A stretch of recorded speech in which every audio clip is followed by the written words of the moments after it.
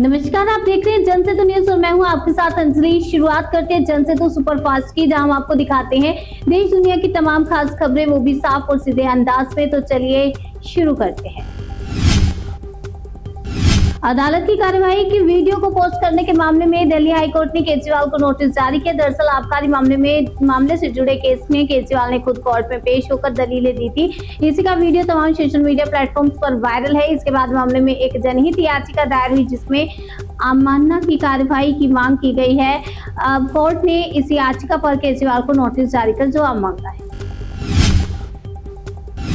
प्रधानमंत्री नरेंद्र मोदी ने बंगाल के कृष्णा नगर में चुनावी रैली की। पीएम ने बंगाल में कमल खिलने का दावा किया। उन्होंने कहा कि बंगाल में इस बार परिवर्तन होगा। यहाँ का हर वर्ग टीएमसी से दुखी है। पूरे बंगाल में एक ही आवाज पलट दो सरकार के नारे लग रहे हैं। झालमुड़ी को लेकर भी पीएम ने टीएमसी पर तंज कसा। पीएम ने कहा कि झालमुड़ी मैंने खाई, लेकिन मिर्ची टीएमसी को लगी। 4 मई को बंगाल में मिठाई के साथ झालमुड़ी भी बटेगी। बंगाल इलेक्शन के पहले चरण के मतदान के बीच राहुल गांधी ने ममता बनर्जी को लेकर बड़ा बयान दिया। राहुल गांधी ने कहा कि ममता की वजह से बंगाल में बीजेपी का रास्ता खुला। ममता बनर्जी पर हमला बोलते हुए राहुल गांधी ने कहा कि अगर ममता बनर्जी ने साफ सुथरी सरकार चलाई होती तो बीजेपी ना आती। उन्होंने आरोप लगाते हुए कहा कि ममता बनर्जी ने बंगाल में ध्रुवीकरण कराया और इससे बीजेपी को मौका मिल गया। बंगाल में पहले चरण की वोटिंग के बीच कुमारगंज में बीजेपी उम्मीदवार पर हमला हुआ है। टीएमसी समर्थकों पर बीजेपी प्रत्याशी शुभेंदु सरकार को दौड़ा कर पीटने का आरोप लगा है। सुरक्षा कर्मियों ने बड़ी मुश्किल से बीजेपी प्रत्याशी को भीड़ से छुड़ाया। घटना पर चुनाव आयोग ने भी संज्ञान लिया और अधिकारियों से रिपोर्ट तलब की। मुर्शिदाबाद में टीएमसी और हुमायूं की एजेयूपी में जबरदस्त टकराव हुआ। दोनों तरफ से एक दूसरे पर जमकर पत्थर भी फेंके गए। उपद्रवियों ने कई गाड़ियों में तोड़फोड़ की।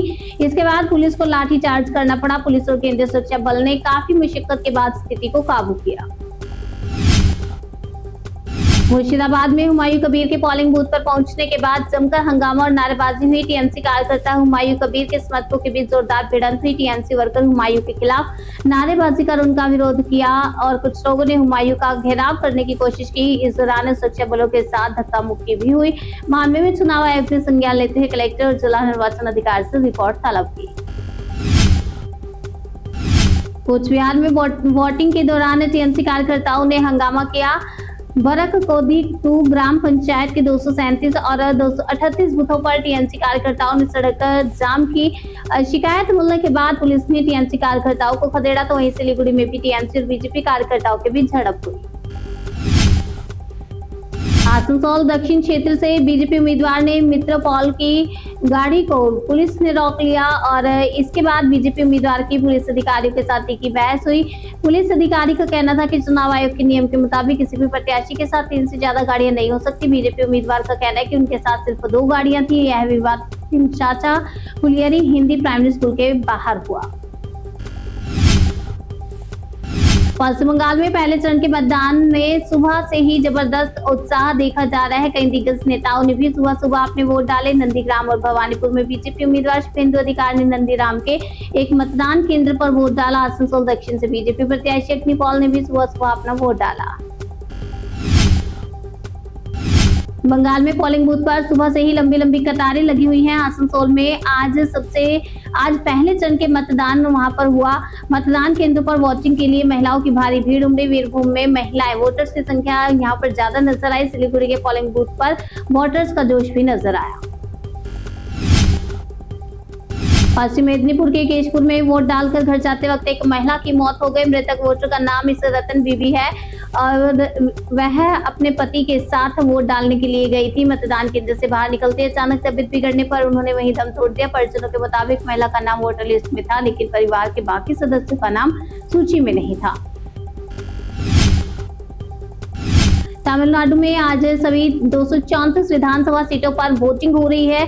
आपको बता दें, टीवी के प्रमुख प्रसिद्ध अभिनेता विजय ने चेन्नई के बूथ पर अपना वोट डाला। वो तिरुचिरापल्ली पूर्व और पेरम्बूर सीट से चुनाव लड़ रहे हैं। विजय को इस बार तमिलनाडु चुनाव में प्रमुख फैक्टर के रूप में देखा जा रहा है। तो वहीं एमएनएम प्रमुख कमल हसन ने अपनी बेटी और अभिनेत्री श्रुति हसन के साथ चेन्नई के एक बूथ पर वोट डाला। वहीं चेन्नई में प्रसिद्ध अभिनेता रजनीकांत ने भी वोट डाला।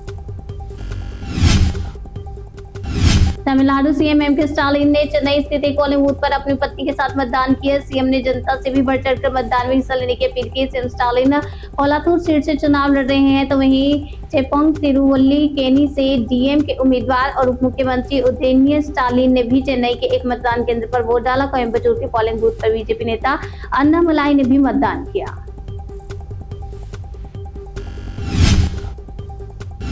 तमिलनाडु में आज कई सेलिब्रिटीज ने अपने अपने मतदान का इस्तेमाल किया। अभिनेत्री त्रिशा कृष्णन ने चेन्नई के एक मतदान केंद्र पर वोट डाला। वहीं चेन्नई के ही एक बूथ पर अभिनेता विजय सेतुपति ने तमिलनाडु विधानसभा चुनाव के लिए मतदान किया। कहा कि मतदान करना हमारी सबसे महत्वपूर्ण जिम्मेदारी है। चेन्नई में ही पूर्व क्रिकेटर आर अश्विन ने वोट भी डाला।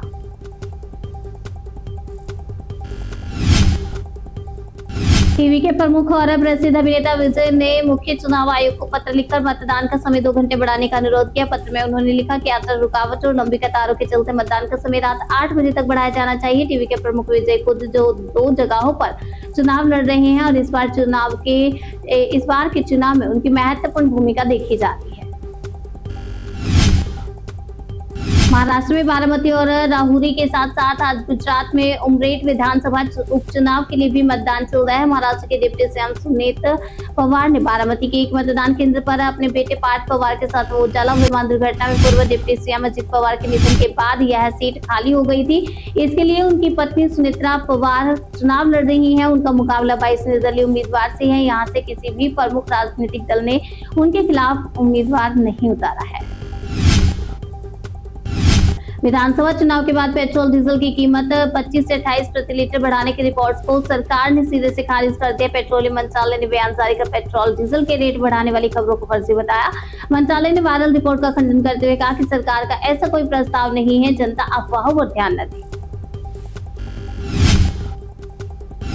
छत्तीसगढ़ के बहुचर्चित एनसीपी नेता रामावतार जग्गी हत्याकांड में अमित जोगी को सुप्रीम कोर्ट से बड़ी राहत मिली है। कोर्ट ने छत्तीसगढ़ के पूर्व मुख्यमंत्री के बेटे अमित जोगी की दोषी सिद्धि और उम्र कैद की सजा दी है। अमित जोगी को हाई कोर्ट से आजीवन कारावास की सजा सुनाई गई थी। एनसीपी नेता रामावतार जोगी की 4 जून 2003 को गोली मारकर हत्या कर दी गई थी।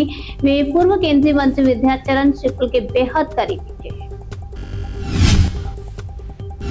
सरकार ने देश में ऑनलाइन गेमिंग को रेगुलेट करने के लिए online gaming authority of India के गठन का नोटिफिकेशन जारी किया है। नई व्यवस्था ऑनलाइन गेमिंग रेगुलेशन एक्ट 2025 के तहत 1 मई से पूरे देश में लागू होगी। नए नियमों के तहत गेमिंग कंपनी को बड़ी राहत देते हुए सरकार ने सर्टिफिकेट की वैलिडिटी 5 से 10 साल बढ़ा कर दी है। तो वहीं जिन गेम्स में असली पैसों का लेन देन शामिल है उन्हें रजिस्ट्रेशन से छूट मिलेगी। एविएशन सेक्टर में प्रदूषण कम करने और महंगे कच्चे तेल के आयात को घटाने के लिए सरकार ने बड़ा कदम उठाया। सरकार ने पेट्रोलियम और प्राकृतिक गैस मंत्रालय ने एविएशन टरबाइन फ्यूल में एथेनॉल मिलाने की मंजूरी दे दी है। सरकार ने नोटिफिकेशन जारी कर एटीएफ मार्केटिंग नियमों में बदलाव के इस फैसले से भारत के विदेशी तेल पर निर्भरता भी कम होगी।